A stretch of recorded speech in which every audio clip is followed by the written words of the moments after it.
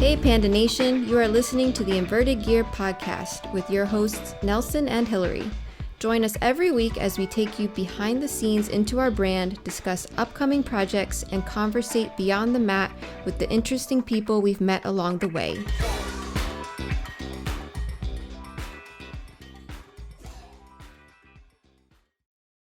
Hey, Woody, how are you? Hi, I'm good. How are you, Nelson? Lots of hair today. For those of you listening, I've been growing my curls a little bit and they're extra puffy today. I like your curls. So this is a catch-up episode. Our podcast guest fell through today and we decided it's a good time as any to catch up a little bit, talk about what's been going on with the two of us, upcoming projects, trips, etc. Yeah. So where do you want to start, Nelson? What's next with our products? What's coming up next? So board shorts are coming in. Space, and when we order the stuff, BGHQ put an order in, and I sent the wrong spreadsheet into the factory. So the order for BGHQ came in a few weeks ago, and our stuff is getting made now, and it will come in a week or two. We should have it available. Is the new black board shorts, the new gray board shorts. Both came out really nice. We have women's sizes now. Yeah, there's a giant rush guard restock coming. Those lemonade, limeade, pink lemonade stuff has been selling really well. Bringing back some of the old board shorts like the camo and the CNY camo. I'm excited for those. Yeah, and we're working on some more fall stuff. So hoodies, some long sleeve t-shirts. We got a t-shirt project we're not ready to announce yet, but there's some cool stuff coming up. We have some new shorts designs as well. Yes. Some more women variety. Yeah, there's some of the women's pads and the, what do you call those? Like Balatudo shorts or? We started with the idea for men's Valley-Tudo shorts, something that you can wear alone or as like a base layer, whether it's for gi or no gi. And I like the women's cut shorts, the ones that have the thicker waist, like a higher waistband, but it's not an elastic band. It's made of the same material that the rest of the shorts are made of. And yeah, those are probably my favorite to wear as a base layer. So we're gonna see how well they do with the rest of the ladies. Yeah, so those are coming, and then there's gi restock wise, ultralight gis just came in, gray, lavender, navy, and then there's a ton of gi stuff coming up in the following weeks. No, not the following weeks, but we start pre-order soon. And there's quite a few new models, and there's quite a few restock stuff that sold really well, like the new school panda gis, some of the ultralights, some of the gold weaves, bringing a lot of stuff back now that everything seems to be up and running again, and we're having trouble just keeping the gis in stock. So thank you. That's a good problem to have. Yes, thank you for letting us know what you like, putting your requests in, because we're also adding blue, right, to the new school and old school designs. If you were looking for another color to add to your collection. Yeah, I think it's in the blue new school and a black old school is what's the new stuff that's coming in. Okay. Because we have the old school in blue already. Right, so adding black for the old school. Yeah. So now you can get them in all three colors. Yeah. Either design. And both of those, we had no plans to making them, but we actually got quite a few requests for them. So I was interested on, if there's any time there's something you like and we don't have, we are happy to make it happen for you. We're an email away. We do read those things. Right. What about our workout equipment, the kettlebells, so steel clubs, and yes, maces are listed now. Maces are up. They are clubs, here. There's going to be a restock coming soon. I know a few of the sizes are out already, and we get some bigger ones. And kettlebells, there was everything's in stock right now, and there's quite a few more coming in. That I never know. It's like the fitness factory is like rolling the dice. So sometime probably by January we'll have a restock of kettlebells, and then we had a new sizes for the ladies. And I know it's tougher for you guys to move up in weight in 4 kilo increments. It's a big jump. It's a big jump. So we're going from, instead of going from 8 to 12, we're gonna have the 10 kilo in there. So it's like a 20 pound kettlebell, and a 14, which is like a 28, 30. I forget at that point. It's like 30. Yeah, like 29. It's like 28.8, right? Pound kettlebell. So progressing here is getting really strong with the kettlebells. But it is a slow process for me, just making sure I'm getting the movements right, which was why it was such a big jump to go from like the 8 to the 12. And now I'm like jumping from the 12 to the 16, but at least I'm a little more comfortable since I've been trying things out with the 10 beforehand. So yeah, you're getting strong. You're looking jacked, man. I think all them carrying around the babies, they're not getting any smaller. Yeah, I mean, since the last time we had a catch-up episode, you had a baby. We had a baby. Right. I guess, yeah, it has been that long, huh? Now Lucio is 3 months. And he actually slept from 9 p.m. to 6 a.m. Well, 5:45 this morning, which That was magical. the longest It was magical. we've rested since he arrived. Yeah, it was. And he's done this before where he's usually like 2, 3 a.m. he needs a snack. It's like, Mom, I'm vanishing. And there's been times he slept till 4 a.m. or 5 a.m. And I like so used to it that I wake up at 2 a.m. be like, wait, where is he? Why is he not sounding off? No, that's happened to me. If he slept a little longer, I'll wake.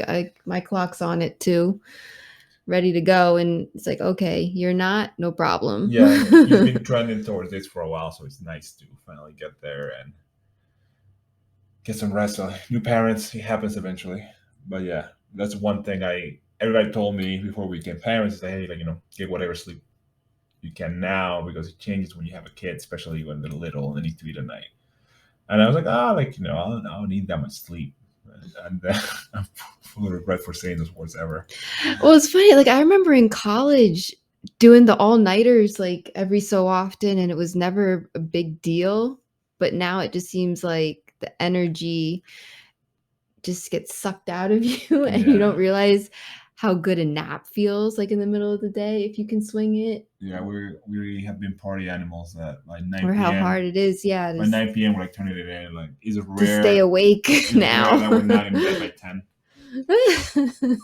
But so kids are doing good. Leo and Lucio. Right, Leo. Leo did soccer over the summer and now starting gymnastics this weekend on Saturday. That'll be exciting. So because I know he's had like a 3-week break since soccer ended, and he's like, okay, what are we doing? Let's go. Let's go. Are we going to the park? A soccer ball. Yeah. And yeah, he's ready. He's ready, and that's part of our plan for building the ultimate grappler. Gymnastics. Yeah, we've talked about this a ton, many a times. Now it's finally happening, so stay tuned for the progress on that. Yeah, and also if they kick me out for jumping on all the equipment I'm trying to play when I go drop them off. The foam pit. I'm excited for the foam pit. I want to go on the high bar and try to do a flip.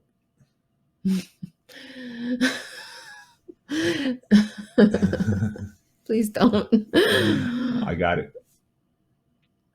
And, what else? Like travel. What's on the travel schedule? Well, we have not really been able to travel much still yet. Just trying to figure out the schedule between like school and practices, and but we want to build up Lucio's tolerance to the car and do more road trips, and then we have a flight planned, his first flight planned. Yeah, so that's going to depend on the passport, because processing times in the U.S. for passports are pretty insane right now, even if you pick the expedited option. So they still want 6 weeks for the process of the paperwork, and then another 6 weeks to mail the passport to us. Crazy. Which is crazy. I have my fingers crossed, because I remember they said the same thing for Leo's passport, and it came, I think, in a total of 6 weeks. But I know everything's backed up right now, like extra behind. But They ask you for the dates that you're planning to travel and where you're going, and we'll see. Maybe they'll pay attention. Yeah. So let's talk about this real quick. U.S. trips, and let's talk about road trips real quick. What are the road trips you want to take? What academies you want to go to? What post training meals are you looking forward to? And let's do a U.S. round and then an international round. Right. So for the US, one of my favorites that we've done that I'm looking forward to doing again is our Northeast trip, where we go from Pennsylvania and we make our stops up in Boston and keep going north to see our Connecticut, friends. to Brad, New Haven. Right. We stop in New Haven, Connecticut to see Soulcraft, our friend Brad Wolfson. We go up to Boston to see our t-shirt factory friends at Inkify. Then we keep going where to Portsmouth is the next stop. Yep. Portsmouth Jiu-Jitsu and the Laws. Get the I think it's Port City VJJ. Port City. Okay. Yeah. And they give us the George Law walking tour. Theo George walking through is legendary. And lobster rolls up in Maine. They're like right in the border. And then usually we go a little bit farther up in Maine. I forget the name of the town where the Lawtons are. We make some geese for them. They're good friends. Yeah, Lawton, BJJ. They're in beautiful family. Looking forward to seeing them because they since had a baby that we haven't met yet. Their third son, right? So yeah, it's been two tiny humans since the last time we saw them. Yeah. And what about and then New Haven, Theo Brad, Wolfson, Soulcraft Academy is one of our favorite places to stop by, and Theo Brad is a foodie, so he knows all the good places. Yeah, I'm looking forward to where he's going to take us. There's I jumped right to the lobster roll, but we might have to stop back in Connecticut. Yeah, because he covers like so much territory, so many different options. Yeah, it has like this like Asian fusion places and like really good taco places, and then like the town is known for the pizza, so there's always something to munch on after training. Get those carbs back in you. Yeah. And then one of the things we're trying to figure out is a time to go see our friends in Puerto Rico, which we're talking road trips, but now going into flights, we really want to go visit our friends in Puerto Rico. And that was Leo's first flight around like 4 months. Yeah. It was an easy. Yeah. I mean, like Puerto Rico BJJ. Getaway. Puerto Rico BJJ now is like famous with like all the flow grappling coverage of like the Danaher Death Squad. Even though now they're moving out, but I mean, jiu-jitsu in Puerto Rico has been pretty cool for a long time. So looking forward visiting our friends at Bering and our friend Carlo, the Wolfpack, and that whole family now. There's a new gym too. We've been sending geese to, so looking forward to seeing everybody. Yes. We really want to go see Arizona again. Maybe make the Globetrotters camp next year. Visit our friend Jay and Lisa Pages. They have beautiful academy, and we've missed the camp now, but hopefully we'll be back again. Because Arizona's much different than Pennsylvania. Yeah, and then one of the things we're trying to do 2022 is do a Midwest tour. I guess that's Midwest, right? We want to go like Montana and Missouri, was it? Yeah. See Dr. Jim Madden and the Rob Wolf.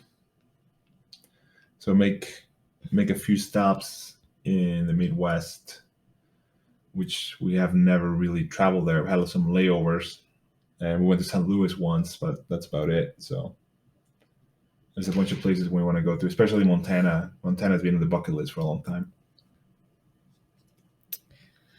Not sure how we're gonna.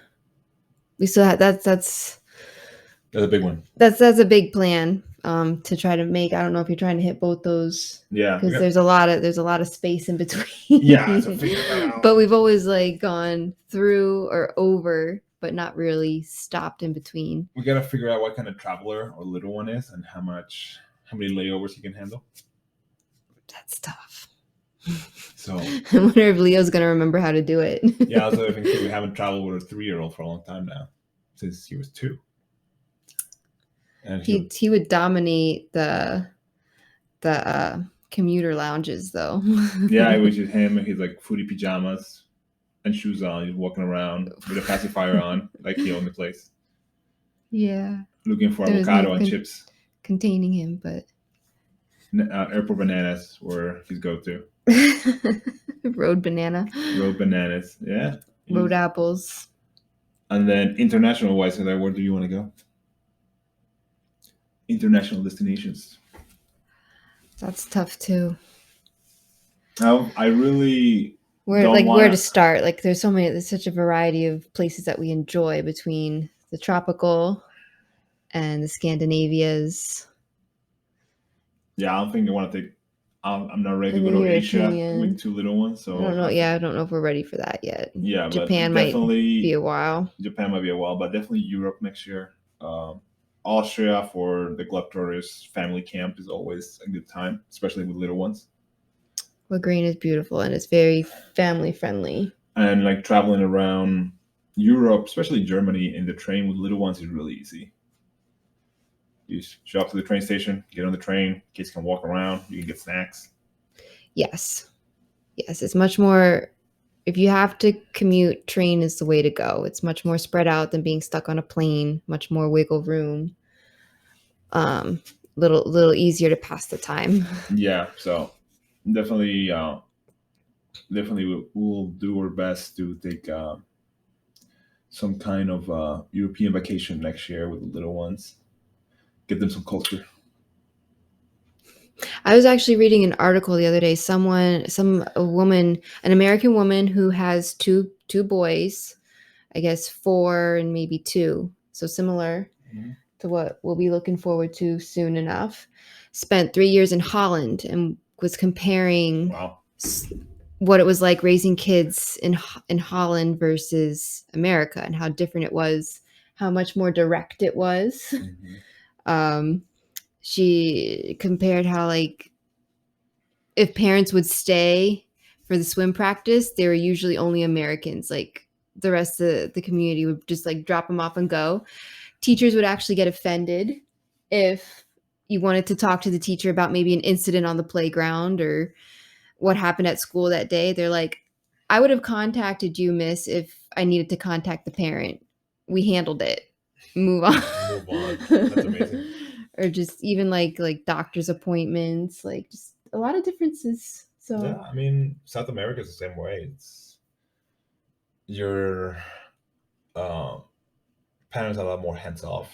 I mean, they're like anything. Like there's a gradient, but yeah, they seem to lean more that way. Talking about South America, we were planning a camp in Chile in January, but the border is closed and has been closed since April for foreigners. So only Chilean nationals can get in, or if you can prove you live in the country right now. And even that, there's like restrictions where you need to quarantine for a week. Cases are super low. Vaccine rates very high in the country, and they're trying to keep those cases low, and they just have not reopened the border. And it looks like they might not reopen the border until next year. So it's pretty crazy. So as of now, we're using a holding pattern. We're going to give it until the end of the month. If there's no updates in by October 1st, we'll probably cancel this year's camp and just move it forward. We did all the legwork when it comes to planning and finding a location and booking the location and finding instructors and whatnot. And we'll just have to move it because right now it's impossible to come to the country right now, which is a bummer. It's a bummer. We were really looking forward to it. We had a lot of wheels in motion. But it's something that we hope to do every year. So we just start. And we want to do it right. We're going to do it right. Yeah. So we'll start next year. So maybe again, we'll keep you updated. But if things haven't changed by October 1st with their borders and the control of letting people in and out internationally, we will shoot for January 2023. International travel, hopefully we'll get back to Mexico sometime. Man, the guy who's our tour guide, pretty much. Like we Uber driver / tour guide / the guy that knows all the taco spots. super cool human being, very Renaissance man. He always has an answer for you. And so the last 2 times we've been, Oscar, he actually checks in with us. How are you doing? How are the babies doing? And when are you coming back? Because I think he just likes hanging out with us. Yeah, I don't know. he's one of my favorite humans. But yeah, yeah. I mean, Mexico. Well, there's a bunch of places in Mexico we want to go to that we haven't been to. I really want to go to Puebla.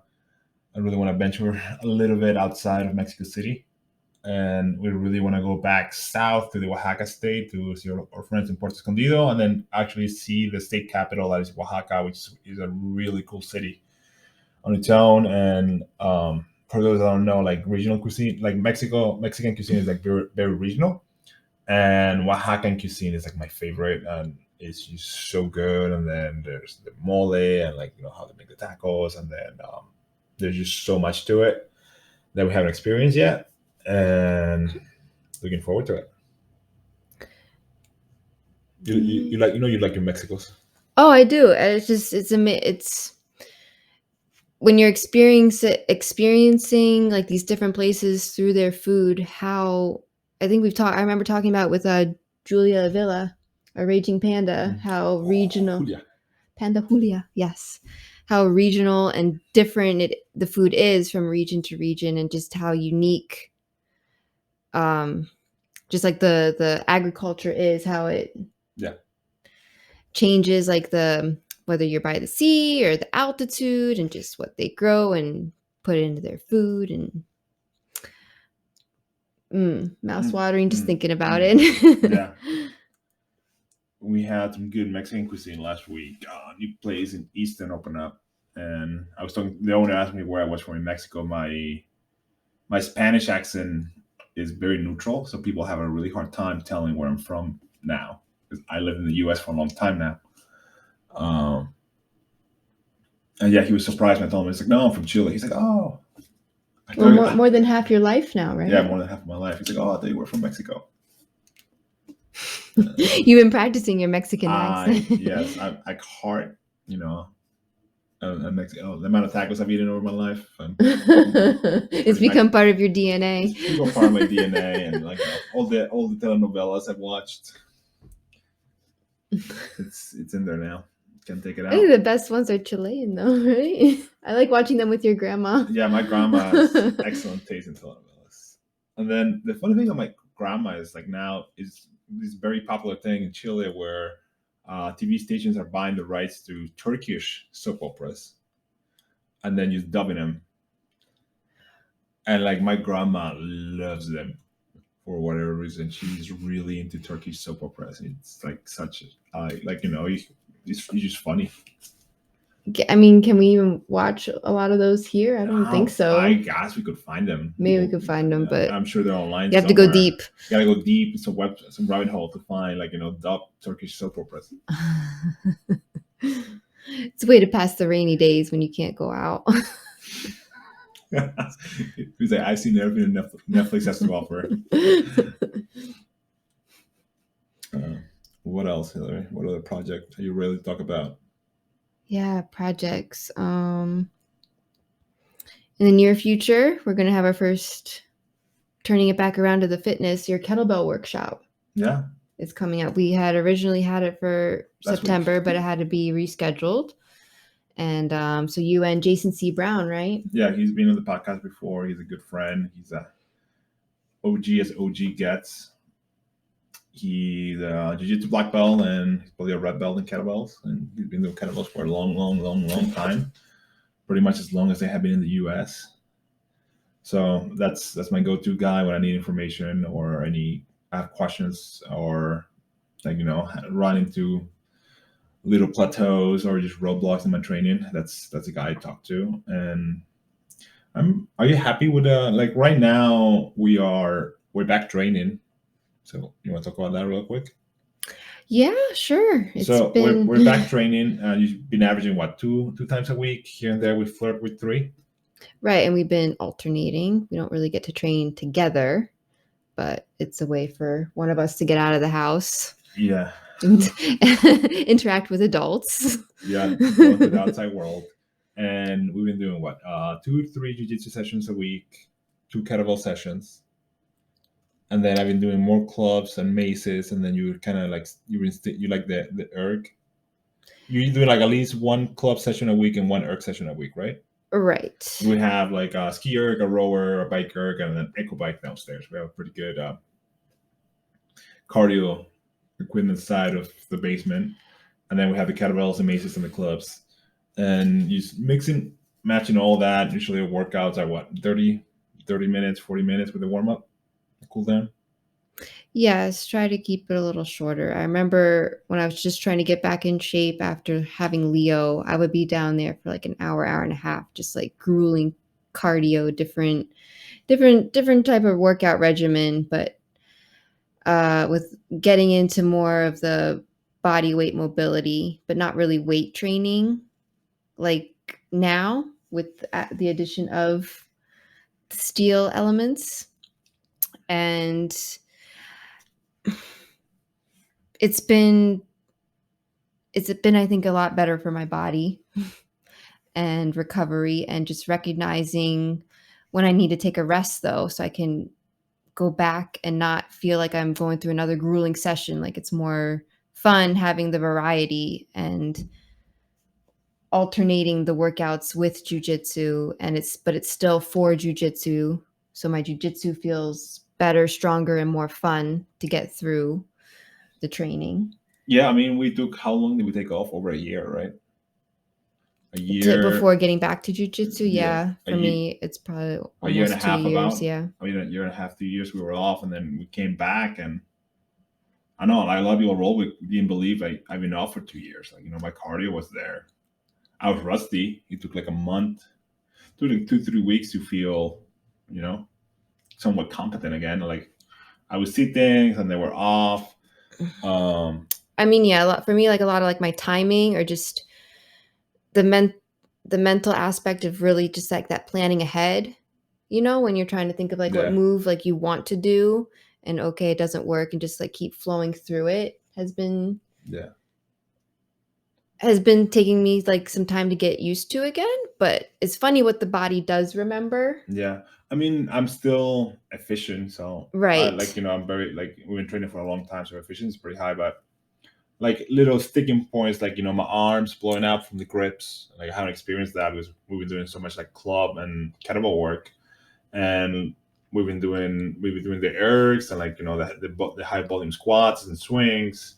Like my legs really don't get tired, and like I remember, like, that's one of the things. Like, you're playing guard for a long time, you're trying to finish a triangle, you're doing a bunch of rolls back to back. Sometimes my legs would get really tired. Now I think between all the rowing I did and all the reps on the bike and the high ball, especially I think the squats was something, high volume squats with the kettlebell. So we do like sets of 10, and we do like single hand. So like five reps on the left, 5 reps on the right, rest, do it again, and we'll do somewhere between like 4 and 10 sets. We're usually building up volume every week and then moving up our kettlebell.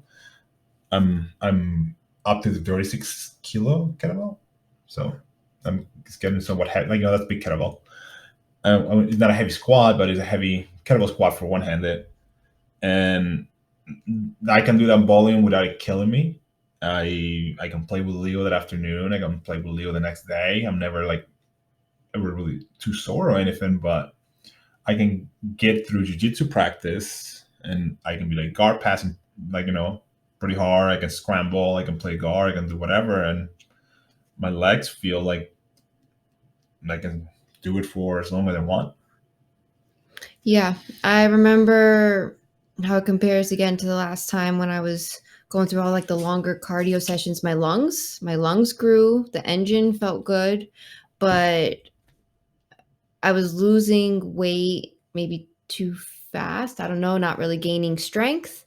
I would get more fatigued, I think, than I do now. Between the getting stronger, but it's a different kind of strong, because I used to do a lot of very heavy lifting, and I would be too sore to train, too stiff. But Of this the type, heavy barbell stuff, right? right, all the heavy like barbell and dumbbell, and just more of like a bodybuilding kind of regime Mhm. versus this is just the mobility of like my whole body and not too heavy, but heavy enough. Like there's more of a balance between the amount of repetitions, how long the workout is. It's not too long, and just building up that strength, I think, a little more gradually than doing that 1 to 3 explosive, heavy, force negative nonsense. I think that got me only so far. Yeah, I mean, it's pretty magical once you find the volume that your body can handle, and like you can. And when I mean handles, like I mean you can recover from, and then if I want to, we can do my kettlebell workout in the morning, and then do jiu-jitsu in the afternoon.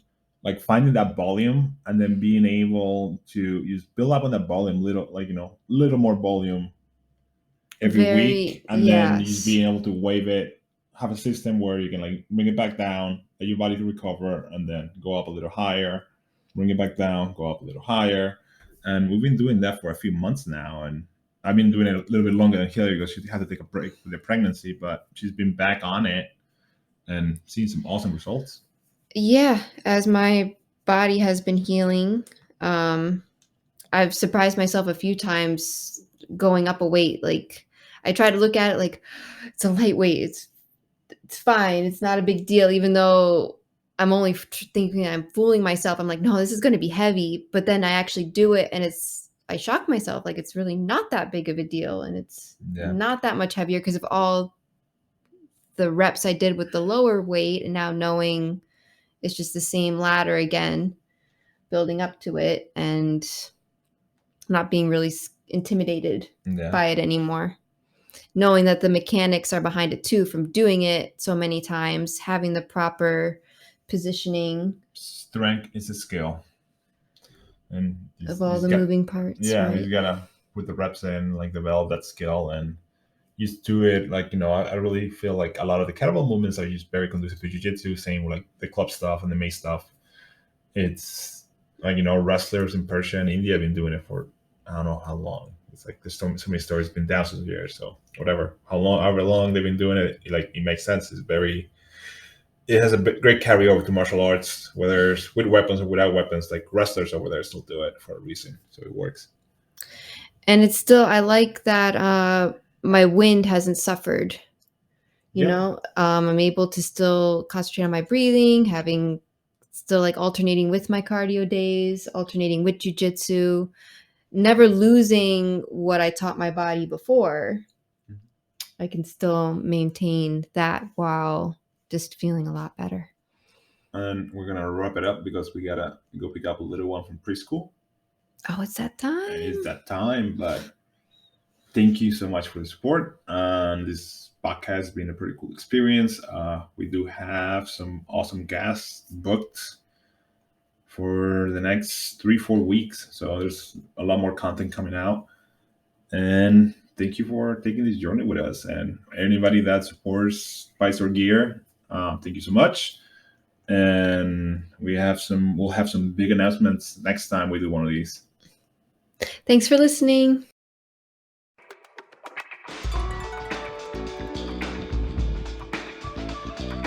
Thank you for listening, Panda Nation. We hope you enjoyed this episode of the Inverted Gear podcast. You can find us at invertedgear.com as well as your favorite podcast app. Don't forget to give us a like, and we'll see you soon.